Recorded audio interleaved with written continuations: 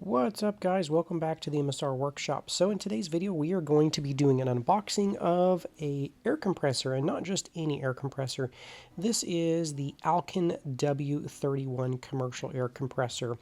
This compressor comes in a number of different configurations. The one that I opted for was the horizontal version, which sits a little bit lower to the ground. It's a little bit more compact in the footprint versus the vertical version, which comes on a cart with some wheels. Now, I know some of you might be saying, well, why didn't you want to be able to have the cart so you can move it around?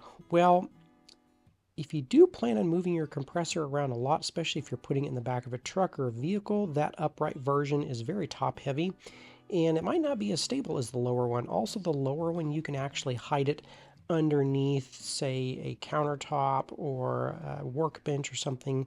So it's a little bit more compact in size, but all of the other features are identical on this. Now, they do make upgrades for these, one being one that has an automatic drain system, which adds quite a bit of a chunk of money on top of this already expensive compressor. And then they offer a 4 horsepower model, which automatically, when you get the 4 horsepower model, it's already comes with the automatic drain feature. So that puts about $2,000 on top of the already expensive compressor once again. So it's really not worth it unless you're using it in a dive shop or a professional paintball shop or a professional airgun store where you're just running this thing non-stop and you don't want to have to worry about using the drain feature. Now, just taking a brief look over the machine, it is a 3-stage compressor. So you've got 3 different stages to compress, so it does pump up very, very fast on your tanks. This particular model is a 220 model. They do make it in a 110, but the power requirements for a 110, I think you have to have a dedicated 30 amp breaker, which most homes don't have. The machine does not come wired with a 220 plug, though it does have a nice long cord to it. You will need to provide your own 220 plug, and I recommend getting a twist lock 30 amp plug. Also on the side here, you do have an hour meter, and then your on and off switch as well. Now, all of the new machines come with a automatic shutoff. So depending on what model and what your needs are, you will want to tell Alkin when you order this what end pressure you would really like to be. For my case, I'm using this for air guns, so I want a 4,500 psi shutoff. Now, if you're using a dive tank, I think most of those are rated at about 2,000 psi, so you'd probably want to have them pre-program that in so it shuts off automatically for a dive tank. Now, this is a breathable air certified compressor, and that little brown cardboard looking box there is actually the insert for the air filter. It's a carbon in moisture filter, and there are 3 different drains you're going to drain things on, and once we get this off of the pallet, I will show you exactly where all those drains are and kind of the process for starting this thing up. Now, the weight on these things on the horizontal model, you're at 145 pounds, and then the one with the cart, which stands up, you're at 155 pounds. Of course, the 4 horsepower model jumps it up to 220 pounds, and I'm not sure why it adds that much weight, but it does add a little bit more weight. Now, the overall shipping weight on this with the pallets, just a hair over 200 pounds, but you can see that there are 2 really stout handles on either side, and me and my son were able to lift this actually quite easily, just getting a good hold on it, and we could lift it easily and carry this. Definitely a 2-person job, but as you can see, easily 2 people can lift it up and put it in the back of a truck bed. Next, I'm going to unwrap the cord here. This is a 3-wire 240 volt extension cord that comes off of this, and so we have a cord that I have chosen, and I actually opted for a nice heavy-duty 30 amp twist lock plug, just since all of my breakers and plugs in my shop right here are rated for 30 amps. Now, the machine itself doesn't actually pull 30 amps. From what I can find, They say this pulls about 18 amps while running. Of course, startup may require a little bit more, so they do recommend you wire this to a 30 amp breaker. And these are the plugs that I really like to use. They're really heavy duty, work really well. They have this little gasket on the bottom, keeps them kind of moisture free. But I'll leave a link in the description below where you can pick these up. I buy these on Amazon, but they're really high quality. And every single one of my machines, I have put plugs on them like this. So 240 volt plugs are actually extremely easy to wire because you have two hot wires, doesn't matter which side you wire it to, and then you just have a ground. Definitely you want to be extra careful when working with this type of electricity because it does not play. Neither should you. So if you're not familiar with this and not comfortable working with this, yes, definitely get you an electrician or somebody who knows what they're doing. But on the wiring side, it is quite simple to wire. And now that that's done, let's go ahead and open up the rest of this monstrous machine. So the first thing we are going to do is we're going to open up this guy, and this is the fill whip that's included. This is another thing that you'll want to tell them what type you want when your machine gets shipped. Now, because I use air guns, they send it with a Foster fitting. Some guys like to use a little bit more secure fitting just because they worry that a Foster fitting may or may not be as strong.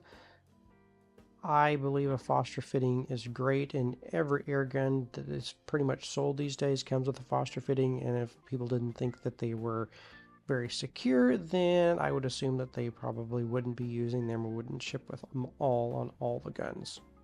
So next there's a little gasket right here. This actually just plugs into the gun and then it screws down on the gun. Now, one thing I did, which you don't necessarily have to do, is I put a little bit of Teflon tape around where it screws on, which I'll show you just a moment. But opening up this here, you have your parts list. You have a complete parts breakdown of this, which is really nice for servicing. And then you have a manual which kind of goes through some basic operations and so on and so forth. So before we install the fill whip, we are going to go ahead and install the filter on it. This is the carbon and moisture filter on the last stage right before it goes into your tank. So you just grab these two little posts and you just start screwing, and it's got really long threads, and then it's got two giant O-rings which hold this thing in here. So you think you kind of got it stuck. Well, once you screw it all the way out, you kind of have to wiggle it back and forth, and then it will eventually kind of pop out. And this is one area that you'll want to put a little bit of lubrication on. Now, Alkin says to go ahead and use Vaseline. I actually like to use a silicone-based lube. And that's what I would be using on my air gun that's safe for air gun seals as well. So you know it's going to be fine for O-rings. So just clean it off, clean off any excess Vaseline or whatever petroleum-based lube that they put on there, and then I use some high-quality silicone lubrication. Now here is your filter, and it comes in its own little housing, which I thought was kind of interesting too. I'm not exactly sure how it filters through all of it like that. But yeah, it looks cool, and it's got two O-rings on it as well, so put a little lube on that before it pops in. And I guess the air enters through those little bitty holes on top, and that's where it does its final bit of filling. So here I'm just wiping on a little bit of silicone grease. Don't need a ton, but you do want to put some on here. It keeps your O-rings from getting cracked and or pinched. And then this guy just presses up in here, and you want to be careful not to get your fingers in between there or your palm of your hand and smash it in there. And it does take a bit of pressure, so don't worry. You have to put it on a table or put somewhere on, and I wasn't sure because it wasn't slipping right in, but you just have to kind of push on it. So it does push on there.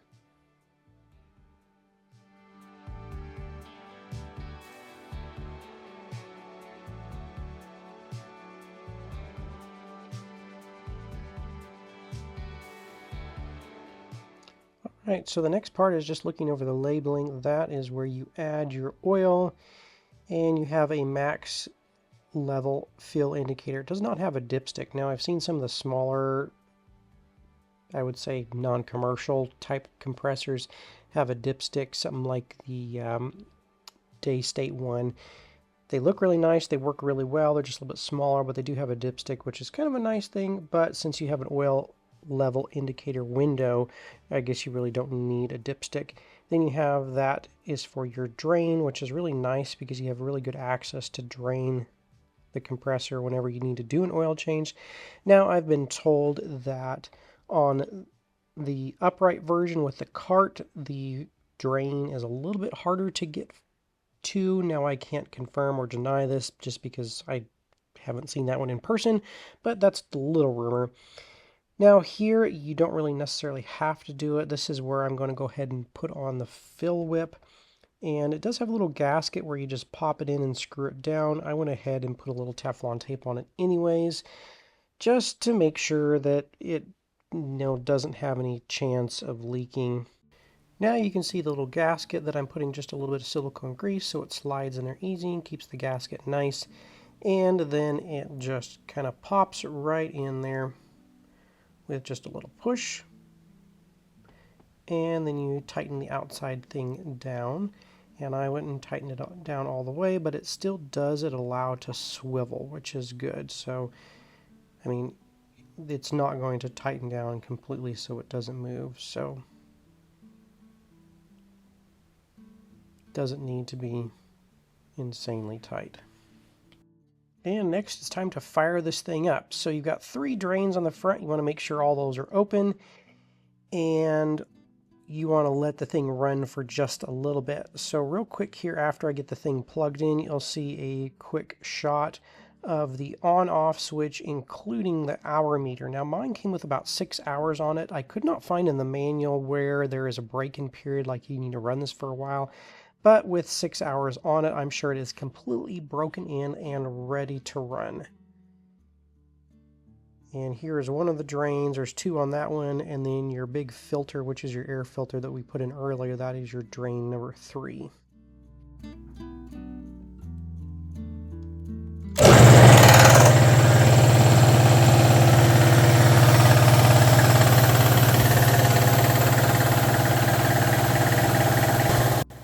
So now we're just going to let this run with all of our drains open. Now that bottom drain on the left, you'll notice that the noise on the motor makes a little bit more, and that's actually the belt that's making the noise just a little bit. And on startup, it sounds a little bit more harsh, and you may hear like almost sounds like a knocking noise on the motor. It's not the motor, it's actually just the belt flapping around because I think the motor is turning a little bit faster when all of those drain valves are open.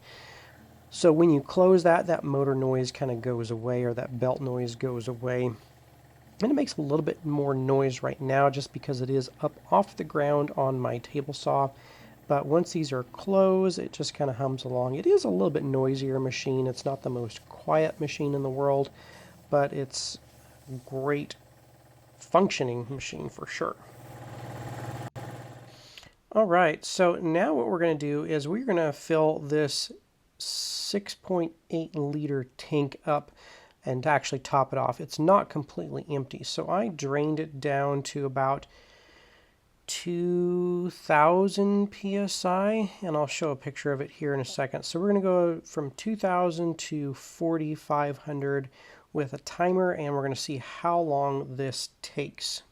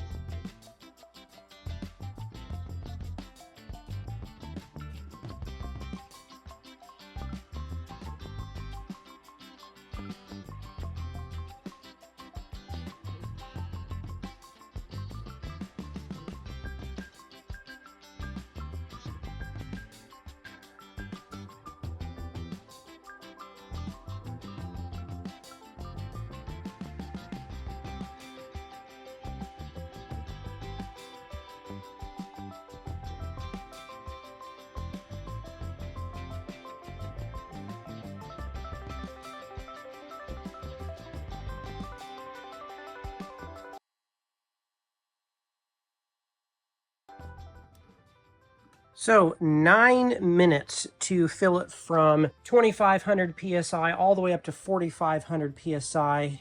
Yeah, that is very awesome. Very, very fast. Tank is a little bit warm, but not terrible. Now let's go ahead and turn this guy off. And we should be able to pop that. And we can put that back up there. And now we would go ahead and bleed our drains.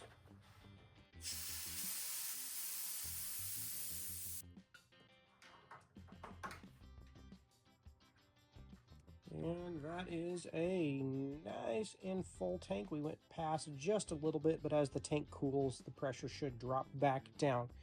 Very, very impressed. So the last thing we're going to do is, now that I've got my compressor moved to its home, where it's going to stay out in my shed, we are going to do a volume check to see how loud it is. So first I'm going to turn these two drains closed and I'll leave the one drain open, and then go ahead and fire it up. So right away you'll notice that it's just a little bit louder, and that's because one of the drains is open, and so that extra noise was that last drain open. Now as soon as I closed it, the noise level dropped down. So about 88 decibels right next to it. I'm going to go ahead and move this a couple feet away, and it drops down to 82. So it's pretty loud, but it's not an uncomfortable, like a high-pitched noise. All right, guys, that's it for this video. So I really, really like the Alkin W31 compressor. Now, is it for everybody? Not necessarily, but if you want, I think, the best compressor that is out there, or one of the top two that is out there, definitely give them a look. Now, it is expensive, but if you want something that is going to refill your tanks extremely fast, if it's something that you're going to be used on the daily, and you want something that's going to be really, I wouldn't say maintenance free, but it's very, very low maintenance, and it's going to virtually last you a lifetime, and a company that's been around a very long time, definitely give Alkin a look. I will leave a link in the description below. You could actually order directly from them. Now, a number of airgun manufacturers carry their products, but from what I've seen, they're a little bit of a markup when you don't order directly through them. Alkin was very, very simple to order from, and they offered me a number of different ways to save money. One way is to actually go and pick it up from my local shipping company instead of using a liftgate delivery service, which would have cost me another $150 probably to get it delivered to my house. So I just drove down the road and picked it up. But if you're really interested in compressors, stay tuned for one of my next videos where I'm actually going to be looking at the day state compressor, which is a shrunk down version of the Alkin. Not as powerful, doesn't produce as much CFM, so it's not going to fill your tanks as fast, but it is at a lower cost too. So you might be wondering if that one is right for you. Well, you're going to have to watch that video when I release it. If you guys have any comments, questions, or suggestions, or if I didn't talk about something on this particular compressor, you can leave those in the comments below. But until next time, guys, thanks again.